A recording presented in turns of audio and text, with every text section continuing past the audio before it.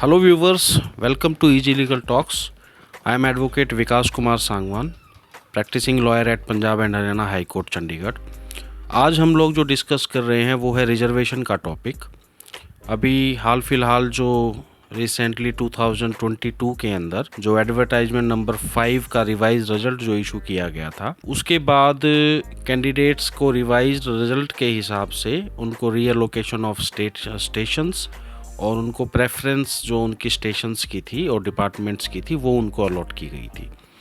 इस सारी प्रोसेस के अंदर एचएसएससी ने जो प्रोसीजर अडॉप्ट किया वो यह अडॉप्ट किया कि जो रिजर्व्ड कैटेगरी के कैंडिडेट्स थे जिन्होंने जनरल कैटेगरी में क्वालिफाई कर लिया था, उन सभी कैंडिडेट्स को जनरल कैटेगरी की सीट्स के अगेंस्ट में एडजस्ट किया गया है। अप्रॉक्सीमेटली 400-500 कैंडिडेट्स ऐसे हैं रिजर्व्ड कैटेगरी के। एडवर्टाइजमेंट नंबर 5 ऑफ 2019 जो क्लर्क्स की भर्ती हुई थी स्टेट ऑफ हरियाणा में, एचएसएससी के थ्रू जिस भर्ती की प्रक्रिया को पूरा किया गया था और जिसमें पहले आंसर की के अंदर कुछ प्रॉब्लम्स थी और रिवाइज रिजल्ट जो अमित कुमार के केस के अंदर ऑर्डर होके 23/6/2022 को रिवाइज रिजल्ट के हिसाब से रिजल्ट डिक्लेयर जो रिवाइज्ड मेरिट थी वो डिक्लेयर की गई थी और अकॉर्डिंगली उनको स्टेशंस और डिपार्टमेंट्स जो थे वो रीअलोकेट किए गए थे। तो रूल क्या है? जो रूल एचएसएससी ने फॉलो किया है वह रूल यह फॉलो किया है कि रिजर्व्ड कैटेगरी का जो भी कैंडिडेट अगर जनरल कैटेगरी में क्वालिफाई कर लेता है तो उसे जनरल के अगेंस्ट सीट दी गई है और यही प्रक्रिया अधिकतर जो भर्तियां हैं उनके अंदर इसी प्रोसीजर को एचएसएससी के द्वारा या एचपीएससी के द्वारा फॉलो किया जाता है या फॉलो किया गया है। सुप्रीम कोर्ट का जो डिसीजन है Ramesh Ram union of India versus Ramesh Ram का जो 2009-10 का जो 5 जजेस का जो डिसीजन है, उसके अंदर जो यूपीएससी के अमेंडेड रूल्स जो थे सिविल सर्विसेज एग्जामिनेशन रूल्स, उसके अंदर जो क्लॉज 16.2, 16.3, 16.4, 16.5 की जो डिस्कशंस की गई हैं उसके अकॉर्डिंग कोई भी ऐसी भर्ती जिसके अंदर की कोई स्टेशन प्रेफरेंस या डिपार्टमेंट प्रेफरेंस इस तरीके की प्रेफरेंस जो है वो कैंडिडेट से अगर ली जाती हैं तो उन कैंडिडेट्स के बारे में यह देखा जाएगा कि उनको जो प्रेफरेंस अलॉट हुई है, अगर उनको जनरल कैटेगरी के अंदर प्रेफरेंस अलॉट कर दी है तो रिजर्व्ड कैटेगरी के अंदर कोई ऐसा कैंडिडेट तो नहीं है जो कि कम नंबर होने के बावजूद भी सेम कैटेगरी के कैंडिडेट से बेटर प्रेफर्ड डिपार्टमेंट उसको एचएसएससी ने अलॉट कर दिया और वही department higher in merit reserved category में होने के बावजूद भी उस रिजर्व्ड कैटेगरी के कैंडिडेट को अलॉट नहीं हो पाया जिसने कि हाई मार्क्स स्कोर कर लिए थे और जिसने जनरल के अंदर क्वालिफाई कर लिया था। जैसे फॉर एग्जांपल जो एडवर्टाइजमेंट नंबर 9 ऑफ 2019 के अंदर जो भर्ती हुई उसके अंदर अप्रॉक्सीमेटली 400-500 कैंडिडेट्स हैं डिफरेंट रिजर्व्ड कैटेगरीज के जिन्होंने जनरल की कट ऑफ के बराबर या जनरल की कट ऑफ से ज़्यादा स्कोर कर लिया। उन सभी कैंडिडेट्स को एचएसएससी ने जनरल के अगेंस्ट में सीट्स जो हैं वो अलॉट की हैं और उनको प्रेफरेंस भी जनरल के हिसाब से अलॉट की है। तो जनरल के हिसाब से 69 की कट ऑफ जनरल कैटेगरी की थी और फॉर एग्जांपल हम बीसी ए या बी कैटेगरी की बात करें तो वहाँ पर 65 या 66 की कट ऑफ इसके अंदर गई थी। जो हाईएस्ट बीसी कैटेगरी के अंदर थे वो 68 मार्क्स वाले कैंडिडेट थे। तो जिसके 68 या 67 मार्क्स थे उन कैंडिडेट्स को वो डिपार्टमेंट्स अलॉट हो गए जो कि उसी रिजर्व्ड कैटेगरी के पर्सन को नहीं हो पाए क्योंकि उसने 69 या 70 मार्क्स जो है वो स्कोर कर लिए थे और उसको सीट जो है वो जनरल कैटेगरी के हिसाब से दे दी गई है। अब देखिए इसके अंदर दो एनोमलीज क्रिएट होती हैं। इससे रिलेटेड दो केसेस अभी हाई कोर्ट के अंदर Punjab and Haryana high court के अंदर चल रहे हैं। एक आपका जो मैटर है वह है Vikas versus state of Haryana and others, Vikas and another versus state of Haryana and others, जो कि 1 मई के लिए लिस्टेड है ऑनरेबल जस्टिस जय श्री ठाकुर जी की कोर्ट में। सेकंड जो मैटर है वो आपका 9 मई के लिए लिस्टेड है बंच मैटर के अंदर, जो कि इसी पॉइंट से रिलेट करता है, और वो है Sajid Khan and others versus state of Haryana and others के नाम से। सो अभी हम जो स्टेप्स जो टेकअप कर रहे हैं वो यही टेकअप कर रहे हैं कि जो 9/5 वाला मैटर है उसको 1 मई वाले मैटर के साथ में टैग कराकर इनकी सुनवाई 1 मई को हो। सो वहाँ जो पॉइंट ऑफ कंट्रोवर्सी है, जो इशू है, वो ये है कि रिजर्व्ड कैटेगरी के कैंडिडेट को जनरल के बराबर या उससे ज़्यादा कट ऑफ के बराबर या उससे ज़्यादा स्कोर करने की वजह से उन कैंडिडेट्स को जो डिपार्टमेंट उन्होंने प्रेफर किए थे उन्हें वो डिपार्टमेंट अलॉट किए गए जो उनको मेरिट के हिसाब से जनरल कैटेगरी के में लास्ट में अवेलेबल थे। और इसकी वजह से सेम कैटेगरी के कैंडिडेट्स जो कैटेगरी से ज़्यादा कट ऑफ से ज़्यादा स्कोर नहीं कर पाए, for example BC category, BC B category के कैंडिडेट जो 68 या 67 मार्क्स जिन्होंने स्कोर किए, उन्हें वो डिपार्टमेंट्स अलॉट हो गए जो कि इनकी प्रायोरिटी प्रेफरेंस में थे, लेकिन इनको अलॉट नहीं हो पाए। सो यहाँ पर जो एनोमली क्रिएट हुई है वो लॉ के अंदर एक्सेप्टेबल नहीं है। और इसी पॉइंट के अंदर जो रमेश राम की जजमेंट है, union of India versus Ramesh Ram की, जो सुप्रीम कोर्ट की 5 जजेस कॉन्स्टिट्यूशन बेंच की जो जजमेंट है, यूपीएससी एग्जामिनेशन से रिलेटेड इसी पॉइंट्स को उन्होंने डील किया है। इसके अलावा एक 2018-19 की फर्दर एक जजमेंट है सुप्रीम कोर्ट की ही, जिसने इस पॉइंट को दोबारा डील किया है और उसके अंदर कहा है कि जहां पर प्रेफरेंस का मामला हो वहां पर कैंडिडेट से पूछा जाना चाहिए कि वो रिजर्व्ड कैटेगरी के हिसाब से रिजर्व्ड कैटेगरी में प्रेफरेंस को लेना चाहता है या जनरल कैटेगरी के हिसाब से प्रेफरेंस लेना चाहता है। कुछ ऐसे कैंडिडेट्स हैं रिजर्व्ड कैटेगरी के जिन्होंने फॉर एग्जांपल 74 नंबर स्कोर किए, 73 नंबर स्कोर किए, तो उनको जनरल में रहने के बावजूद भी वो डिपार्टमेंट अलॉट हो गया जो वो चाहते थे, जो उनकी प्रेफरेंस के अंदर था। लेकिन 69 और 70 मार्क्स के कुछ कैंडिडेट्स हैं जिनको वो डिपार्टमेंट अलॉट नहीं हुए जो उनकी प्रेफरेंस में थे, प्रायोरिटी प्रेफरेंस में थे, और वही डिपार्टमेंट्स बीसी बी कैटेगरी को या अदर कैटेगरी के कैंडिडेट को कम नंबर होने के बावजूद भी उनको वो डिपार्टमेंट्स अलॉट हो गई। So this amounts to the anomaly which is not acceptable in the eye of law. अब इसके ऊपर कोर्ट ने स्टेट ऑफ हरियाणा को नोटिस इशू किया था पिछली डेट को, और स्टेट ऑफ हरियाणा को इसके अंदर अपना जवाब दाखिल करना है, जो कि उन्होंने अब तक अपना जवाब दाखिल नहीं किया है क्योंकि हमारे ऑफिस के पास कोई रिप्लाई की कॉपी उन्होंने अभी तक सेंड नहीं की है।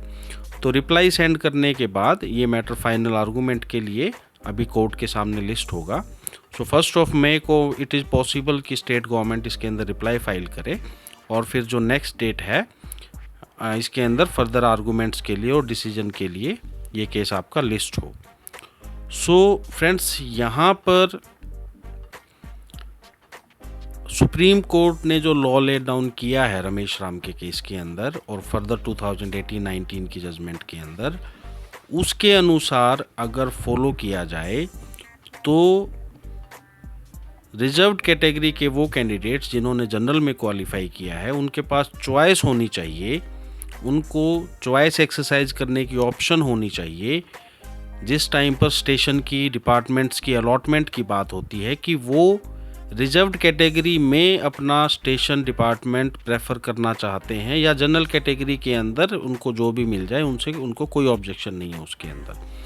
अगर वो कैंडिडेट यह चूज करता है कि वो रिजर्व्ड कैटेगरी के हिसाब से उसको डिपार्टमेंट चाहिए, तो जिस जनरल कैटेगरी की सीट के अगेंस्ट में उसको एडजस्ट किया गया है वो सीट वहाँ से वैकेंट हो जाएगी और उसे रिजर्व्ड कैटेगरी का कैंडिडेट माना जाएगा। इसका फर्दर इफेक्ट यह रहेगा कि जो रिजर्व्ड कैटेगरी का लास्ट कैंडिडेट जो सिलेक्ट हुआ है उस हायर मेरिटोरियस कैंडिडेट के जनरल कैटेगरी में शिफ्ट होने की वजह से जो रिजर्व्ड कैटेगरी के अंदर लास्ट कैंडिडेट को जो अपॉर्चुनिटी मिली थी और जिसकी ज्वाइनिंग हुई, उस कैंडिडेट के बाहर होने के चांसेस हैं, उस कैंडिडेट को के मेरिट से बाहर होने के चांसेस जो हैं वो अराइज हो जाते हैं इसके अंदर। और इसका दूसरा इफ़ेक्ट यह भी है कि जनरल कैटेगरी से मूव होने की वजह से जो जनरल कैटेगरी की सीट खाली हुई है, वो सीट जनरल कैटेगरी का जो लास्ट वेटिंग जो वेटिंग लिस्ट के अंदर जो कैंडिडेट्स हैं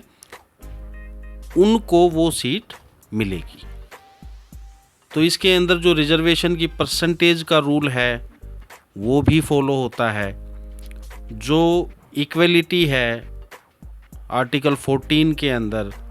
equality among the unequals and equality with the others, तो यहाँ जो एनोमली क्रिएट हो रही थी कि जो इक्वलिटी अमंग अनइक्वल्स के अंदर जो एनोमली क्रिएट हो रही थी, ऐसे मेरिटोरियस कैंडिडेट्स को जनरल कैटेगरी में एडजस्ट करके उसी के हिसाब से प्रेफरेंस डिपार्टमेंट अलॉट करने की जो प्रक्रिया अडॉप्ट की गई। तो इन कैंडिडेट्स का जो इक्वलिटी का राइट है अपनी कैटेगरी के अदर कैंडिडेट्स के साथ, वो राइट इनका इन्फ्रिंज हुआ है। कई ऐसे कैंडिडेट्स हैं जिनको इस वजह से डिपार्टमेंट्स ही अलॉट नहीं हो पाए, उनको बोर्ड, कॉरपोरेशन या अथॉरिटीज़ जो हैं वहाँ पर उनको अपॉइंटमेंट दी गई। सो ऑब्वियसली कुछ फीचर्स हैं जहाँ पर डिपार्टमेंट की सर्विस और अथॉरिटी, बोर्ड और कॉरपोरेशन की सर्विस के अंदर कुछ फ़र्क है, कुछ बेनिफिट्स का, कुछ एलिजिबिलिटी का। तो ये जो ड्रॉबैक्स हैं, ये एक अलग ड्रॉबैक्स हैं। मेन जो रीज़न है वो ये भी है कि जो डिपार्टमेंट उनकी प्रायोरिटी प्रेफरेंस में था वो उन्हें ना मिलकर उनसे जो सिमिलर सेम कैटेगरी, जिस कैटेगरी से वो बिलोंग करते थे, उस कैटेगरी में लेस मेरिटोरियस कैंडिडेट को वो डिपार्टमेंट मिल गए हैं, जो कि सेटल्ड लॉ के अगेंस्ट है। So friends, honourable justice Jayshree Thakur has issued the notice, और अब सरकार के जवाब के बाद जब भी इसके अंदर फाइनल डिसीजन आएगा, सो वी एक्सपेक्ट कि इसके अंदर जो सुप्रीम कोर्ट का लॉ लेट डाउन है अकॉर्डिंगली वो प्रोसीजर फॉलो किया जाए। और इसका इफ़ेक्ट ये रहेगा कि जो सिलेक्टेड कैंडिडेट्स हैं, कुछ रिजर्व्ड कैटेगरीज़ के जो लास्ट सिलेक्टेड कैंडिडेट्स हैं, उनके ऊपर इसका इफ़ेक्ट आ सकता है, और जनरल कैटेगरी के अंदर जो वेटिंग कैंडिडेट्स हैं उन्हें इस चीज़ का बेनिफिट मिल सकता है। अब फ्रेंड्स देखिए, दूसरी बात जो है इसके साथ इम्पॉर्टेंट वो ये है कि जो कैंडिडेट्स, मान लीजिए यह प्रक्रिया अडॉप्ट की जाती है, कोर्ट के ऑर्डर्स इसके अंदर हो जाते हैं कि इन कैंडिडेट्स को इस तरीके से जो सुप्रीम कोर्ट द्वारा लॉ लेट डाउन है, सेटल्ड है, या यूपीएससी के अंदर जो रूल्स फॉलो होते हैं, जिस हिसाब से डिपार्टमेंट्स और जो अलग अलग जो सर्विसेज हैं उनकी अलॉटमेंट की जाती है, और उसी प्रकार जिस प्रकार से यूपीएससी के अंदर कैंडिडेट से प्रेफरेंस ली जाती है कि वो किस कैटेगरी के अंदर जो सर्विस एलोकेशन है वो चाहते हैं। सो वही, क्योंकि एचएसएससी के खुद के एग्जामिनेशन रूल्स जो हैं वो नहीं हैं, जो डिपार्टमेंट्स के अंदर, अथॉरिटीज़ के अंदर जो बेस्ट प्रैक्टिसेस अडॉप्ट की जाती हैं इस प्रक्रिया को पूरा करते समय, उन प्रक्रियाओं को अडॉप्ट एचएसएससी ने जो पहले प्रक्रियाएं अडॉप्ट की जाती थी उनको अडॉप्ट करके अब तक मॉडिफाई नहीं किया है, जबकि एचएसएससी को ये मॉडिफिकेशंस कर लेनी चाहिए थी और अपनी प्रक्रिया को मॉडिफिकेशंस के साथ, जिस हिसाब से कोर्ट की डायरेक्शन, सुप्रीम कोर्ट की कॉन्स्टिट्यूशन बेंच का जो डिसीजन 2009 का रमेश राम के केस के अंदर जो प्रनाउंस हुआ था, उसके बाद ये मॉडिफिकेशंस करनी ज़रूरी थी। लेकिन उसके बावजूद भी जो सारी जो भर्ती की प्रक्रिया हुई हैं इतने सालों के अंदर, वहाँ पर रिजर्व्ड कैटेगरी से रिलेटेड इस तरीके की एनोमली होने के बावजूद भी ये रूल एचएसएससी ने या एचपीएससी ने फॉलो किया है, जो कि against the settled law by the supreme court है। तो जो कैंडिडेट जिनके ऊपर इसका इफ़ेक्ट होता है, अगर उनकी सर्विस जाती है, क्योंकि कोर्ट ऑर्डर के बाद जो आपकी रिवाइज रिजल्ट है जो लिमिटेड कैंडिडेट्स का, वो दोबारा प्रिपेयर होने की संभावना है, जिसके अंदर कुछ कैंडिडेट्स की एंट्री होनी स्वाभाविक है और कुछ कैंडिडेट्स की एग्जिट होनी स्वाभाविक है। सो जो कैंडिडेट्स इसके अंदर एग्जिट मान लो होते हैं जिस टाइम पर इसको इम्प्लीमेंट किया जाता है, जिस तरीके से अब जो रिवाइज रिजल्ट आया था एडवर्टाइज नंबर 9 ऑफ 2019 की क्लर्क की भर्ती का, 23/6/2022 का जो रिवाइज रिजल्ट आया, उसके अंदर भी कुछ कैंडिडेट्स जो थे मार्क्स कम होने की वजह से बाहर हो गए थे, उनको रिलीव किया जाना था, उस प्रक्रिया के अंदर इन्होंने कुछ खामियां जो है वो हुई, उसके बाद कोर्ट ने स्टे दिया और अब लगभग जो कैंडिडेट्स हैं उनके रिलीविंग के ऊपर अभी स्टे है। फाइनल डिसीजन इसके अंदर जो भी कोर्ट के अंदर आएगा, सिविल रिट पिटीशन के अंदर लिमिटेड जुरिस्डिक्शन कोर्ट की होती है, क्योंकि कोर्ट का जो ऑर्डर था रिवाइज रिजल्ट का, उसके अनुसार एचएसएससी ने इस प्रक्रिया के अंदर रिवाइज रिजल्ट जो है वो प्रिपेयर किया और उसी प्रक्रिया में ये कैंडिडेट्स बाहर हुए। तो इन कैंडिडेट्स का जो राइट है, देखिए एचएसएससी कुछ भी गलती करेगा, कैंडिडेट को 2 साल, 1.5 साल, 2.5 साल सर्विस ज्वाइन करवा देगा, उसके बाद इनकी गलतियां आती हैं, कोर्ट की डायरेक्शंस आती हैं, उन गलतियों को सुधारने में 2.5 साल, 2 साल से जो कैंडिडेट एम्प्लॉय काम कर रहा है, उस कैंडिडेट को ये सर्विस से बाहर का रास्ता जो है वो दिखाते हैं, रिलीविंग जो है वो कैंडिडेट की कर देते हैं। कैंडिडेट का जो सोशल और इकोनॉमिक जो स्टेटस इस दौरान जो चेंज हुआ है, जो वो पहले एग्जामिनेशन के लिए तैयारी करता था, जॉब मिलने के बाद उसने एग्जामिनेशन की तैयारी बंद कर दी, आज अगर उसको रिलीव किया जाता है तो वो कैंडिडेट उतना कॉम्पिटेंट नहीं है कॉम्पिटिटिव एग्ज़ाम्स के अंदर कॉम्पीट करने के लिए, एक फ़्रेश प्रिपरेशन की ज़रूरत है। तो इतना सोशियो और इकोनॉमिक जो इफ़ेक्ट किसी कैंडिडेट के ऊपर होता है, सो वहाँ पर कोर्ट सिविल रिट पिटीशन के अंदर भी कोई ना कोई सेफगार्ड जो है वो डिपार्टमेंट की सहमति के साथ उसको इम्प्लीमेंट कर सकती है, ऐसे कैंडिडेट्स का इंटरेस्ट सिक्योर करने के लिए। इसके अलावा भी जो इन कैंडिडेट्स के पास में जो रास्ता है, क्योंकि सर्विस जो है वो एक कॉन्ट्रैक्ट है गवर्नमेंट और एम्प्लॉय के बीच में, और कॉन्ट्रैक्ट से रिलेटेड जो लॉ है, इंडियन कॉन्ट्रैक्ट एक्ट 1872 है, उसके अंदर जो स्पेसिफिक परफॉर्मेंस ऑफ कॉन्ट्रैक्ट या इन दी अल्टरनेट जो कॉम्पनसेशन का जो प्रोविजंस हैं सेक्शन 9 से लेकर 25 स्पेसिफिक रिलीफ एक्ट, तो सिविल प्रोसीजर कोड 1908 के अंदर जो सूट का प्रोविज़न दिया गया है, वहाँ पर सूट आपकी मेंटेनेबल है, जहाँ पर आप स्पेसिफिक परफॉर्मेंस ऑफ कॉन्ट्रैक्ट के लिए जा सकते हैं कि आपको सर्विस से ना निकाला जाए, आपको इसके अंदर इंजंक्शन ग्रांट हो सकती है कोर्ट के द्वारा, स्टे ग्रांट हो सकता है, और फाइनली डिपार्टमेंट या तो आपको जॉब पर रखे या अल्टरनेटिवली कॉम्पनसेशन का जो प्रोविज़न है, वहाँ जो आपका लॉस जो भी कंपनसेशन है वो आपको कंपनसेशन के रूप में मिले। तो ये अमाउंट आपकी काफ़ी रीजनेबल अमाउंट होनी चाहिए, because that is affecting your career, that is affecting your all the future prospects. उसके लिए आपको हाई कोर्ट के अंदर कोई भी रिलीफ की अपेक्षा करने की बजाय या उसके साथ साथ आपको पंचकुला सिविल कोर्ट, जहां एचएसएससी का ऑफिस जिस कोर्ट की जुरिडिक्शन के अंदर आता है, वहां पर आपको स्पेसिफिक परफॉर्मेंस ऑफ कॉन्ट्रैक्ट की सूट फाइल करनी चाहिए, कॉम्पनसेशन की सूट फाइल आपको वहां करनी चाहिए। ये रिलीफ आपका स्टे का और इंजंक्शन का जो कंटिन्यू रहेगा। दूसरी बात,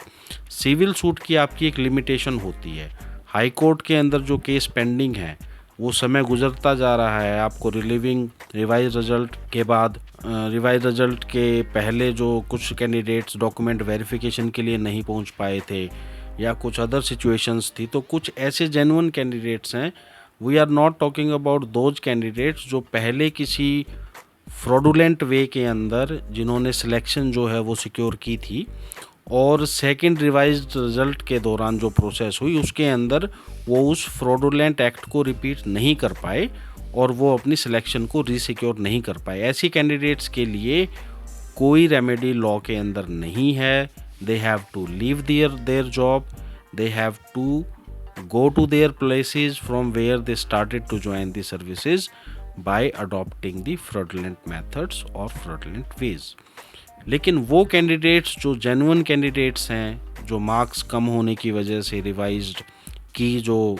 अमित कुमार के केस के बाद जिस रिवाइज्ड की के हिसाब से 23/6/2022 का रिजल्ट पब्लिश हुआ, या जो कैंडिडेट्स वेरिफिकेशन के लिए नहीं पहुंच पाए किसी भी रीज़न की वजह से कि उनके पास इंफॉर्मेशन नहीं थी या वो गलत डेट्स के ऊपर पहुंचे, या एचएसएससी ने उनको अश्योर किया था कि उनको वेरिफिकेशन का प्रॉपर चांस दिया जाएगा, क्योंकि जो पब्लिक नोटिस है उसके बेसिस के ऊपर एचएसएससी कोर्ट के अंदर ये क्लेम कर रही है कि उसने प्रॉपर इन्फॉर्मेशन पब्लिश की थी। लेकिन जो पब्लिक नोटिस, जो कानून के अंदर जो पब्लिक नोटिस की जो स्थिति है, जो वैल्यू है,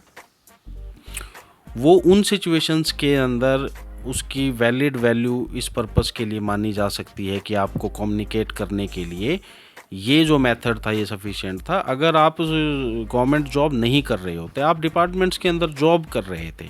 अगर कोई भी ऐसी प्रक्रिया अमित कुमार के ऑर्डर के बाद HSSC को फॉलो करनी थी, तो जो कैंडिडेट्स ऑलरेडी वर्किंग कर रहे थे उनको डायरेक्ट एंड स्पेसिफिक इन्फॉर्मेशन उनके डिपार्टमेंट के थ्रू या पर्सनल लेटर के थ्रू उनको भिजवानी बनती थी। ये उनका राइट था। पब्लिक नोटिस के अंदर जेन्युइन रीजंस हो सकते हैं कि जहां नोटिस के अंदर कैंडिडेट एम्प्लॉय के डेट ना आई हो और वो वेरिफिकेशन के लिए ना पहुंच पाया, तो ऐसे कैंडिडेट्स के लिए रिलीफ है। उनके लिए सिविल सूट की जो रेमेडी है वो आपके पास अवेलेबल है। सिविल सूट का आपका एक लिमिटेशन पीरियड रहता है। इस लिमिटेशन पीरियड के अंदर ही अगर आप सूट फाइल करोगे तो ही आपको रिलीफ मिलने की पॉसिबिलिटी है। अदरवाइज़ एक बार आपका लिमिटेशन पीरियड अगर क्रॉस हो गया, उसके बाद आप इस रेमेडी के लिए सिविल सूट फाइल नहीं कर सकते। और कल को अगर हाई कोर्ट के अंदर आपको रिलीफ नहीं मिल पाता, तो आपकी जो अल्टरनेट रेमेडी थी सिविल सूट की, उसे आप एक्सरसाइज नहीं कर पाओगे। सो कोर्ट के अंदर ये जो टाइम कंज्यूम हो रहा है कि डिसीजन नहीं हो पा रहा है, ऐसे मैटर्स के अंदर सुनवाई के लिए मैटर नहीं आ पा रहा है, या स्टेट ने, सरकार ने अभी जो स्पेसिफिक रिप्लाईज़ हैं इन केसेस के अंदर वो फाइल नहीं किए हैं, तो ये जो डिलेइंग प्रोसेस है जो स्टेट की, इसका रिजल्ट ये भी हो सकता है कि ये आपका राइट डिफीट हो जाए इस सारी प्रोसेस से। इधर आपको हाई कोर्ट से रिलीफ ना मिल पाए और उधर आपको सिविल सूट की जो लिमिटेशन पीरियड है वो आपका क्रॉस हो जाए। So within the limitation period you have to file the suit. और इस रेमेडी को कैंडिडेट्स के पास इस रेमेडी के बारे में इंफॉर्मेशन नहीं है, गाइडेंस अवेलेबल नहीं है, इसलिए वो जो वेट कर रहे हैं कैंडिडेट्स जो सिलेक्शन से बाहर हो गए, जो पहले काम कर रहे थे, वो हाई कोर्ट की वेट कर रहे हैं कि हाई कोर्ट आज नहीं तो कल उनके लिए कोई ना कोई रिलीफ देगा। हाई कोर्ट अगर रिलीफ नहीं देता, क्योंकि देखिए डिसीजंस ऐसे भी हैं जहां रिलीफ कुछ मिला है, कुछ दिया गया है कुछ रिक्रूटमेंट्स के अंदर, और कुछ सिचुएशंस ऐसी भी हैं जहां ऐसी सिचुएशंस में कैंडिडेट्स को रिलीफ नहीं मिल पाया है। क्योंकि अल्टीमेटली क्या है कि जो एडवर्टाइज्ड पोस्ट हैं वो तो उतनी ही हैं, 4858 या 4898 जो पोस्ट हैं वो ना घटी है ना बढ़ी हैं। रिवाइज रिजल्ट के अंदर जो मेरिटोरियस कैंडिडेट हैं उनकी अपॉइंटमेंट इन सीटों के ऊपर कर दी गई है। इनकी रिलीविंग के ऊपर जो रिलीव होने थे कैंडिडेट्स, उनके ऊपर जो स्टे है,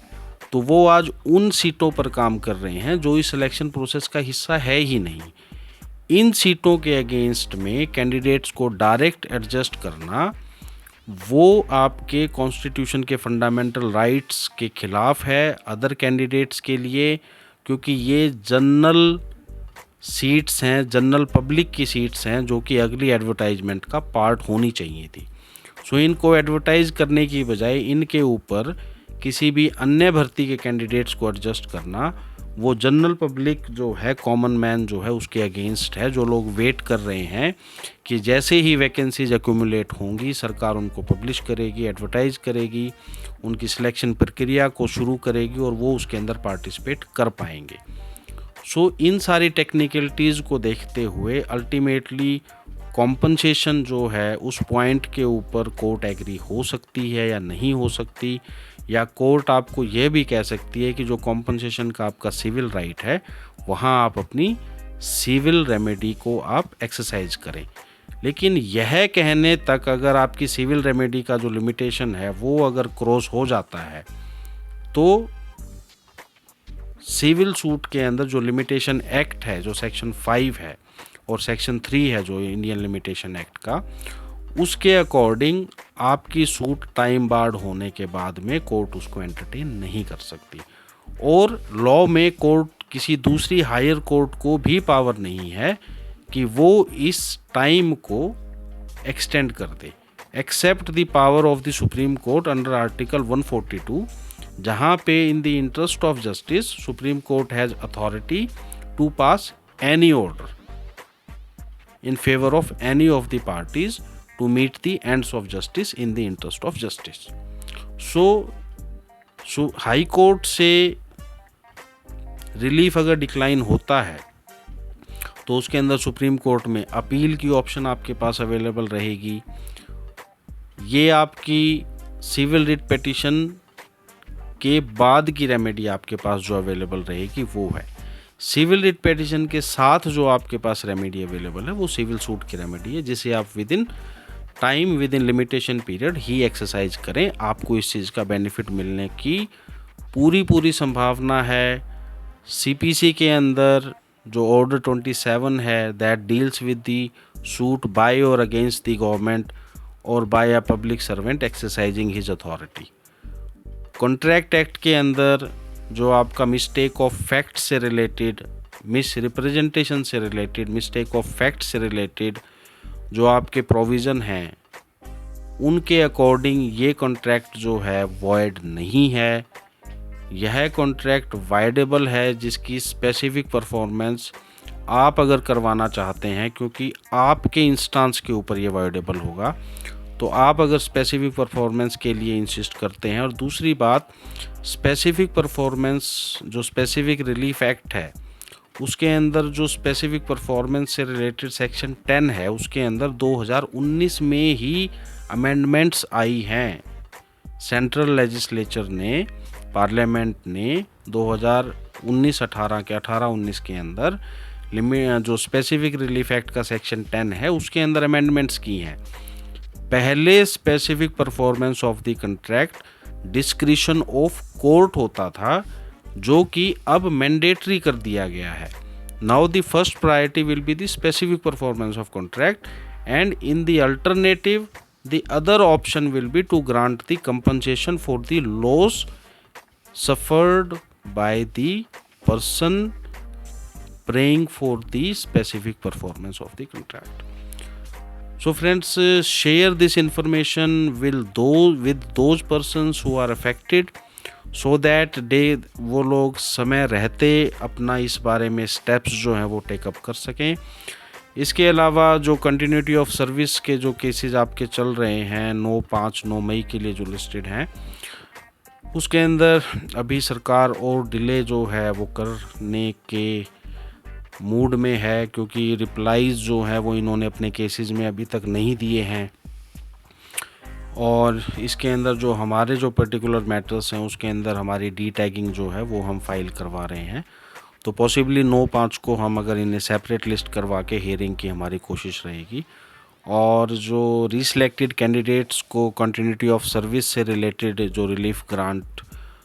होना है उसकी इम्प्लीमेंटेशन के अंदर भी सरकार जो है वो काफ़ी ढीली है, उसको सीरियसली जो है वो टेकअप अभी तक नहीं कर रहे हैं। सर्विस रिकॉर्ड को अपडेट नहीं किया जा रहा है। अभी एक आभास रोहिला से रिलेटेड कुछ लेटर इन्होंने इशू की थी जिसके अंदर जुलाई का कुछ पीरियड है जो इन्होंने उसको सर्विस में ग्रांट उनको किया है। So that is a very vague kind of order, क्योंकि जो आभास रोहिला या तरुण के केस के अंदर जो पिटिशंस थी, आभास रोहिला का ऑर्डर 25 जुलाई 2022 को आया था। उसके अंदर रीएलोकेशन को तो कोर्ट ने डिक्लाइन कर दिया था कि रीएलोकेशन गवर्नमेंट की अथॉरिटी है, जो रिवाइज रिजल्ट के बाद किया गया, बट उनको कंटिन्यूटी ऑफ सर्विस का बेनिफिट जो है वो ग्रांट किया गया था। उसके बाद इन्होंने ऑर्डर जो है वो सीएस को और डिपार्टमेंट्स को जब भेजा गया तो एडीए के पास जो है ओपिनियन के लिए गया। एडीए ने ओपिनियन दिया कि इनको ग्रांट किया जाए, वो डिपार्टमेंट्स को भेजा जाए। तो कंटिन्यूटी ऑफ सर्विस यानी प्रीवियस सर्विस का जो बेनिफिट है वो सारा ग्रांट करने की बजाय